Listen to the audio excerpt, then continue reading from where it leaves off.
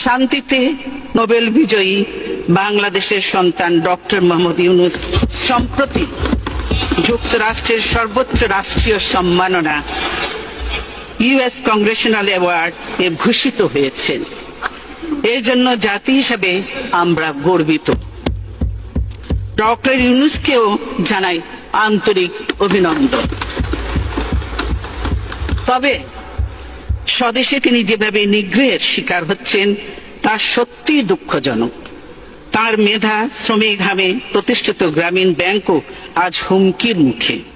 আমাদের একটা এমডি পদের জন্য পদ্মা সেতুর মতো সেতুর টাকা বন্ধ করেছে, তাকেও আবার পদ্মা নদীতে দিয়ে 2টা চুবনি দিয়ে উঠাই নেওয়া উচিত, মরে যাতে না যায়। একটু পদ্মা নদীতে 2টা চুবনি দিয়ে সেতুতে তুলে দেওয়া উচিত। পদ্মা সেতুর অর্থ বন্ধ করলো ডক্টর ইউনূস।